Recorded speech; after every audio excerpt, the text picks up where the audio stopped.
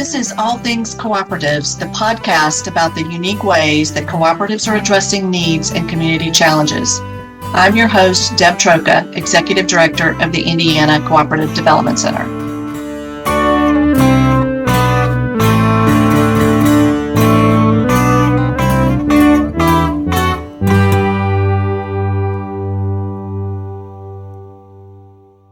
Hello, everyone, and welcome to the All Things Cooperatives podcast. I'm Deb Troca, Executive Director of the Indiana Cooperative Development Center, and your host for today's podcast. Our conversation today will focus on food cooperatives as a solution for strengthening the local food system. A food co-op is a grocery store owned by folks in their community. Unlike corporate chains, food co-ops are independent and owned by the community members who join the co-op by becoming a member and shopping there. So instead of focusing on investors, food co-ops focus on their community and their members, nourishing everyone according to their budget and cooking style. Co-op grocery stores are the place to find the best local food because they know their local farmers and family business owners by name. And food co-ops are passionate about giving back to their communities. They believe that good food is just the beginning of what people can achieve by working together. My guest today is Brad Ahlstrom, General Manager of the Maple City Market in Goshen, Indiana. So Brad, if you would, please introduce yourself to our listeners. Yeah, hi, my name's Brad Ahlstrom. I am General Manager with Maple City Market Food Co-op in Goshen, Indiana. I've been in and around food co-ops for quite a long time. Even as a kid, like my parents were involved in a buying club through our church. And then in college, I found the food co-op as a place to do my shopping, and eventually got involved with food co-ops when I was living out in the West Coast in Oregon as a volunteer, and then a board member, and then a staff member. And I ended up here in Indiana, and I've worked with 2 or 3 food co-ops here in Indiana, including down in Bloomington, Indiana, and up here in Goshen. So Brad, tell us a little bit about Goshen. So Goshen is the town of about 35,000 people located in northern Indiana in Elkhart County, right on the southern edge of Michigan. And Goshen is particularly known for its RV manufacturing base. Over 1/3 of the area jobs are in what they call production occupations, largely around the RV manufacturing. And this is far more than what you see nationally. In fact, they say it's the metro area with the highest percentage of production occupations in the entire country. It does not feel like a steel mill town or a paper mill town or anything like that, but we're an RV manufacturing town. Another interesting aspect to Goshen in Elkhart County is that we're home to one of the largest Amish populations in the country. And we also have a very high percentage of Hispanic population.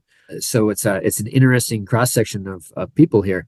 And while it feels a lot like a quintessential Midwest town, it's actually a very unique place in that way. And lastly, Goshen has a thriving downtown. It's something that the city's accomplished over maybe the last 20 or 30 years. And it was even named the Indiana Community of the Year by the Indiana Chamber of Commerce in 2017. And our food co-op is located in downtown. Oh, well, I was aware of the Amish population, but not about the Hispanic population. So we'll talk a little bit more about that in just a minute. But how long has Maple City Market been in business? So Maple City Market has actually been around since 1975. So we are getting ready to celebrate our 50-year anniversary next year. We're preparing for that, preparing a little short documentary video and for a big celebration.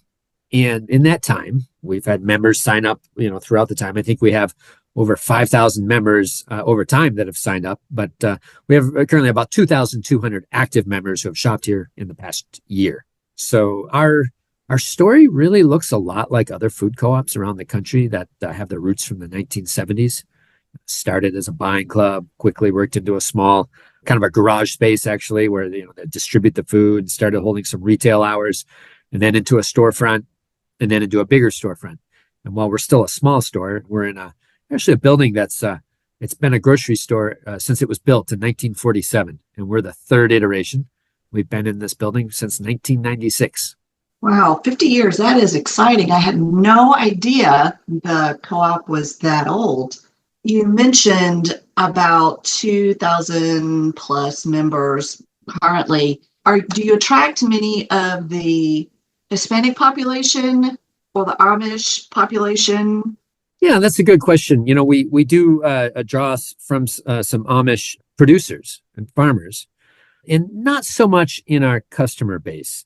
I think part of it is just the getting into town. You don't see too many Amish coming into downtown shopping.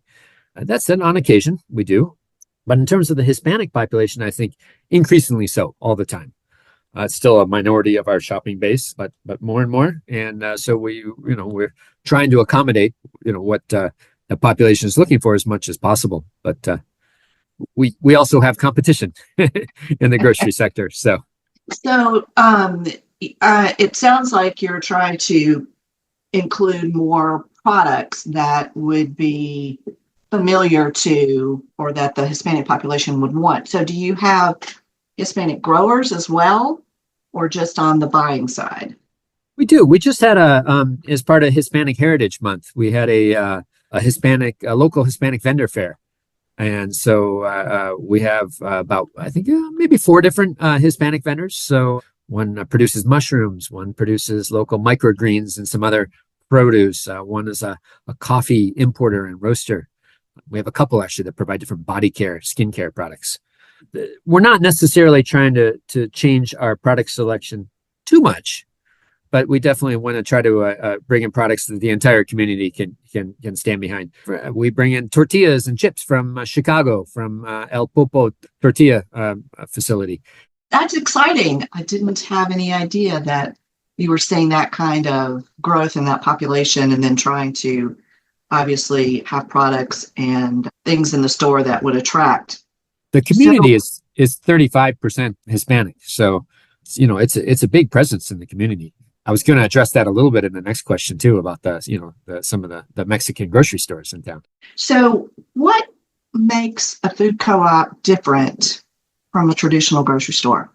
Well, I think that really depends how you define a traditional grocery store.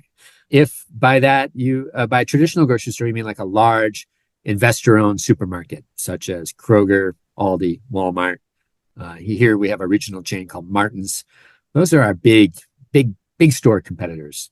And I do think there's a world of difference. A big part of it is just the size of the store. We're a 3,000 square foot grocery store as opposed to these other ones might be 20, 30, 50,000 square feet. So it's a very different shopping experience, different product selection. We have traditionally been a natural foods co-op. That doesn't mean we exclusively have natural foods, but we constantly focus on natural, organic, and also local foods. And we have quite a vibrant prepared foods department and bakery, and we're offering things there that you can't get in the big grocery stores. But I think most importantly, what sets us apart is our people connections. We get to know our customers, and we have direct connections to our local farmers and producers. I can't say that doesn't happen in big stores. I think it does, but I think small stores have that advantage. But if you define traditional grocery as, say, a small family-run Mexican grocery store, like the ones we have down the street, we actually have a lot more in common with those. Even if it's the product line looks different, I would argue that that's more of a traditional grocery store than our today's, big supermarkets. So in some ways, maybe we are trying to be more of an old school traditional grocery store. In talking about the Hispanic grocery stores that are down the street, traditionally food co-ops cooperate or work with each other. So I know that that's not the Hispanic grocery stores, not a co-op, but do you find opportunities to partner with or to work with the smaller local grocery stores? I can't say that we've developed those kinds of relationships with the local stores. I will say that when people say, "Oh, I'm so happy to," they say, "You're the only independently owned grocery store or locally owned grocery store in town." I say, "Oh, that's not true. There are lots of locally owned grocery stores. They're just not the ones you're going into." So that is an area where I think there's a big disconnect between the Hispanic and non-Hispanic population. That said, we do see an increasing number of Hispanic shoppers that are shopping our store, and we prioritize that in our hiring and make sure we have Spanish fluent employees as well. So do you have to be a member to shop at Maple City Market? No, that is optional. We encourage it. We try to sell our memberships in a friendly way, But no, you don't have to be a member. About 70% of our sales come from members, member owners, and the other 30% is from non-member owners. Generally, we see a little larger basket from our member owners than from our non-member owners. So we have actually quite a high percentage of members who shop at our co-op compared to other co-ops. So it's never really been too much of a challenge to sell our memberships. But anybody can shop, and the price you see on the shelf is the price that everybody pays. You mentioned that 70% of your shoppers are members. Is that pretty standard? That you mentioned that was a higher percentage maybe than some other food co-ops attain. I was just at a meeting with a whole bunch of other food co-ops, and I was in a room with all these other small co-ops in our kind of central part of the U.S., and we asked each other this question, and the lowest I was amazed was at 20%. I was like, wow, I didn't know it. I think though often you see sort of in the 50 to 60% range, over half, but not a lot more, over half. And for us, we're up at that 70 plus percent. So like I said, that's pretty high for most food co-ops. And there's a lot of reasons. Every food co-op has their own unique membership program. The cost of membership is different across different food co-ops. How quickly you have to pay for the membership. So in our case, our memberships are $100 total, and one can pay that off over 5 years, so $20 per year for 5 years, or pay it all at once. So it's relatively accessible. It's a lot more than, say, a food or a credit union, right, where it's maybe a $5. But we do offer some financial incentives. We offer some discounts. Once a quarter, members can receive a discount on product on one shopping trip, 10% off. Or if they pre-order by the case, they can get 10% off their purchase.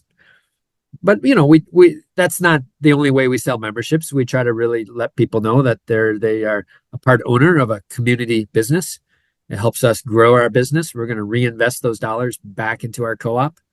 And then they also get to have an opportunity to either vote for our board of directors elections or actually run for our board of directors. So lots of opportunities for members to get involved with the co-op. Yes, maybe not like it used to be. Food co-ops used to be really volunteer driven.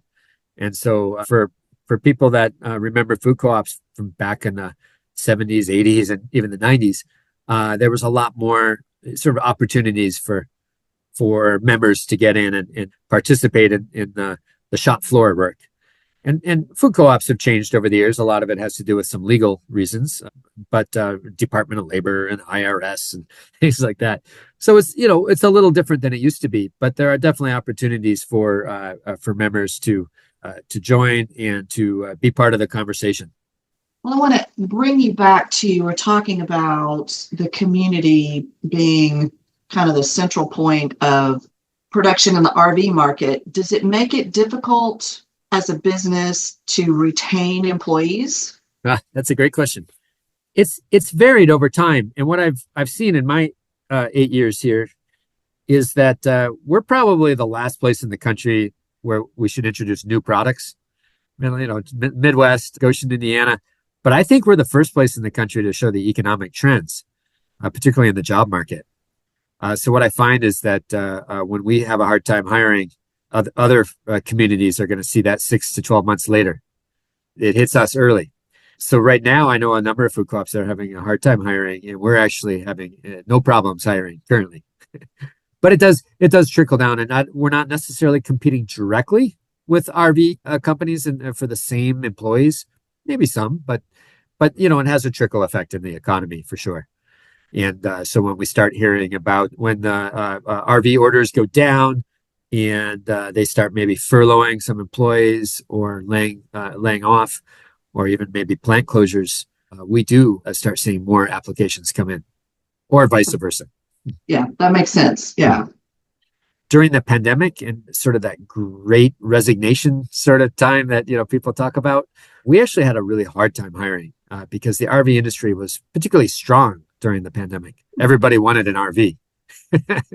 So it wasn't, it was a little out of the ordinary for normal economic cycles, but the RV industry was booming then, and we did have a hard time hiring at that point. So why do you think having a food co-op in your community matters? I think it's a great way to build community. I think it along with all kinds of other organizations and groups and things that you have in your town, food co-ops are a way to bring people together, and it it's a way to build the local food system.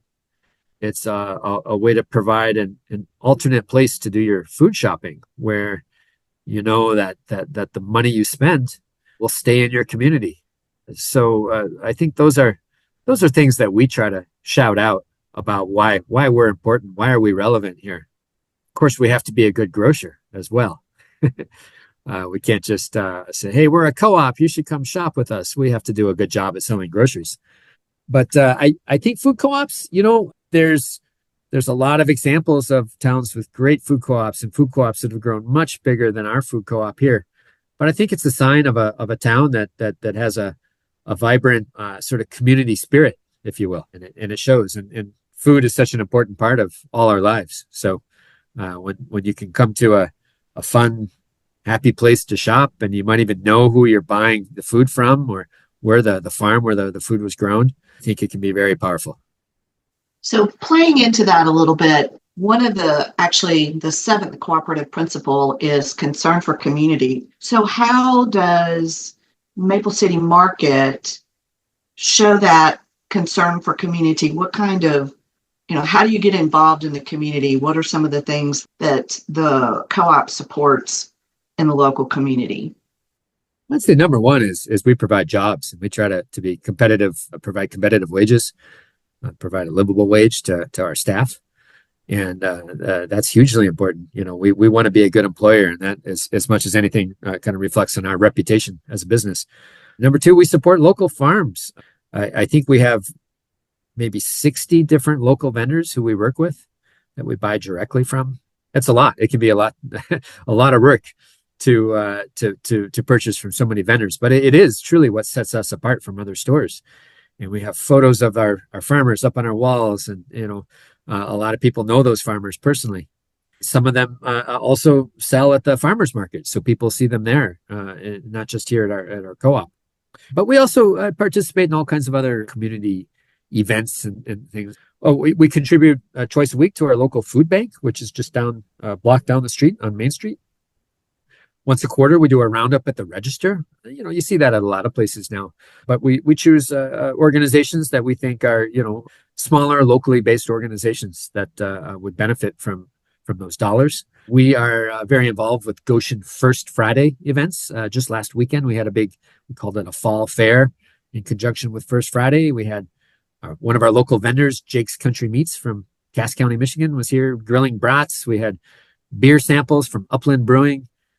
We had kids crafts from a local arts education program and performances by a local theater group. So, we really try to stay connected in our community. We also sponsored other events throughout the year, the Riverbend Film Festival, Goshen Public Library Summer Reading Program, 5K Run for Immigrant Justice. And I think I mentioned also we held our own Hispanic Vendor Fair as part of Hispanic Heritage Month, which is a big celebration here in Goshen. So that does a couple of things. Obviously helps people learn about the co-op, and hopefully out of that you get either shoppers and or members. I mean, obviously that's not the only reason you do it, because you do want to support the community, but there are some good byproducts as a result of being so involved in the community. Absolutely. You mentioned a lot of 60 or so local vendors. In round figures, it doesn't have to be specific, but kind of what percentage of your products, like, produce and dairy and meats and things like that, cheeses, do you get or do you purchase from local suppliers and producers? Yeah, that always is a little hard to track, because there's a certain number of local products we get through larger distributors, right? Mm-hmm. And so it can be hard to parse out. But when we track it through sales, we identify products that we call local. And by local, we don't mean just hyper local, like they don't have to come from Goshen, but say generally we're talking about 250-mile radius from our store. So Indiana, a little bit of Illinois, even reaching in a little bit of Wisconsin and a good chunk of Michigan. So if we consider all those products, as well as the products that we create in-house, where we add value, particularly in our prepared foods department, our percentage of local sales is around 23, 24%. That's sort of the standard way to measure it. And it's quite high. I understand a larger conventional grocery stores might be, say, 6% or something. They do have some local product too, and some of them are directly purchased. But but we try to prioritize those. We can't carry every local vendor's products that comes to us. We have lots of local vendors that would like to sell here, and we just simply don't have the room or the bandwidth to have all those. So, for instance, in our produce department, we kind of a core 4 or 5, local vendors who we work with, but we might work with some other smaller ones that are specialty vendors, similar with our meat department. But, our largest supplier still is United Natural Foods, also called UNFI. They have a warehouse in Greenwood, Indiana. And there's a long story about how food co-ops back in the decades earlier had their own warehouses that were cooperatively owned warehouses. I believe we would have drawn from the Blooming Prairie warehouse in Iowa, if I'm not mistaken here. And over the years, those co-op warehouses, either they went out of business or they got bought out, and primarily by what became United Natural Foods. So UNFI is our main distributor, where we get quite a good portion of our products from. These tend to be, these aren't going to be local products in general, although we get endangered species chocolate from UNFI, and that comes out of Indianapolis, right? So there's a handful of local products we do get through UNFI, but we also work with some other large warehouses too. Cahey, which has a warehouse in Bloomington. Schroyer's distribution, which is here in Goshen. They're the primary distributor of Miller Poultry, which is a locally owned poultry company here that we sell their product. And we also purchase from Indianapolis Fruit and Produce, Piazza Produce, Ideal Meats, all in Indianapolis, Vineline Produce in Grand Rapids, Palco Supplements in Michigan City. So we're drawing largely out of kind of regional warehouses. But then we have all those other smaller ones that are like direct purchases as far away as Stonehouse Breads in Traverse City. Crystal Springs Creamery is a really popular one here locally in Osceola. We have all our produce vendors, Clay Bottom Farms, Sustainable Greens. People here know them by name, but you wouldn't know them necessarily down in other parts of the state. Fisher Farms is a big product we sell that comes from southern Indiana. I mentioned Jake's Country Meats. We buy beer from Goshen Brewing Company. We carry local honey, maple syrup, skincare products, eggs, all kinds of things. So it's a big focus, and we try to highlight it, and we try to feature those vendors as much as we can. One that we featured recently was our local coffee importer, who imports directly from Mexico, southern Mexico, where he has roots. And he makes trips down. He kind of oversees the whole process, brings it back here, has it roasted at a Michigan City coffee roasting facility, and we sell his product. That's exciting. Yeah, from Chiapas.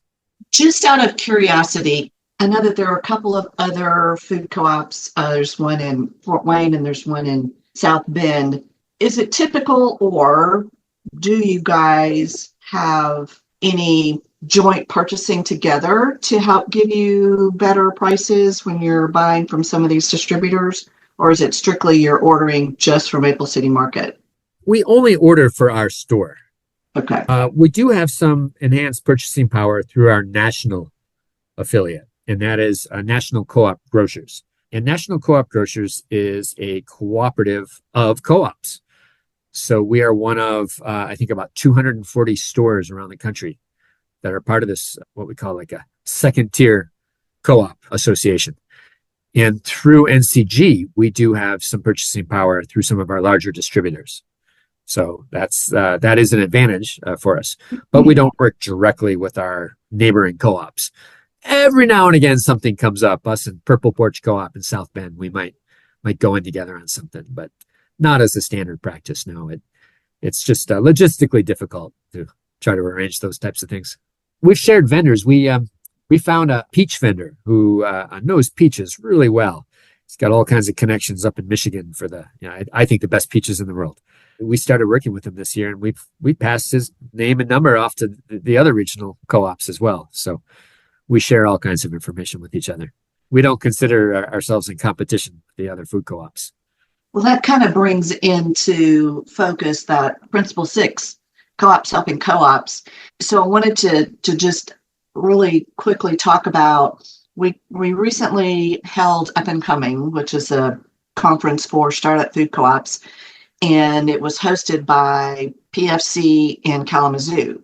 And the Great Lakes region co-ops kind of came together to help support PFC in the welcoming reception that was held up there. So can you talk a little bit about how that regional alliance works and what you guys do together? Okay, so the Great Lakes Co-op Association, we are sort of a subset of National Co-op Grocers. And it used to be its own bona fide association where we would pay equity into the Great Lakes Association.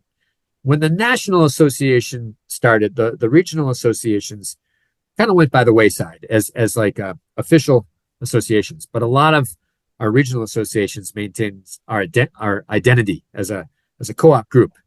And we know the history of these other food co-ops. We've known different staff members and managers that have worked at these other food co-ops. And so once a month, the Great Lake Food Co-ops, we get on the phone or a Zoom call and we talk to each other, find out what's going on. And we work together in a few ways. We share some advertising on our flyers. We will occasionally support things like what happened in Kalamazoo. There was a conference and we wanted to put our names behind that conference and put some money into it. So we have a few initiatives like that, but a lot of it is just sharing information with each other. We learn about new distributors that way, and we can learn about how different co-ops are operating different types of programs. You know, one example could be, which co-ops are doing a double ups food bucks program, and we can learn from each other. How do we start these programs? How do we operate them? So just having those connections really, it's more fun as a co-op operator, but it's also, we're a lot stronger together if we can learn from each other. So building on that just a bit, October is co-op month. So are there activities planned at your co-op? Is there anything happening on a regional basis to make people aware that this is co-op month and what co-ops are all about and how they can get involved? That is a great question. We are trying to do some just awareness this year around co-op month to kind of celebrate that we are a co-op and you can be a member of our co-op too. So we're using it as a way to build awareness. But we're already talking about some really fun things. We have been in conversation with the mayor of Goshen about maybe making a proclamation, a sort of a co-op day or co-op month proclamation from our mayor. I know you were involved with something like that, Debbie, with the state of Indiana several years ago on July 1st, right? The International Co-op Day. We've also talked about reaching out to our other local co-ops and maybe take out some advertising in a local paper or something to build more of a citywide or countywide awareness around co-ops. So those are some ideas. We have some things we like to do in the future. We've often done membership drives over co-op month, a way to incentivize new members to sign up. So it's a great excuse to talk about co-ops. We actually did. You mentioned co-op day, co-op week.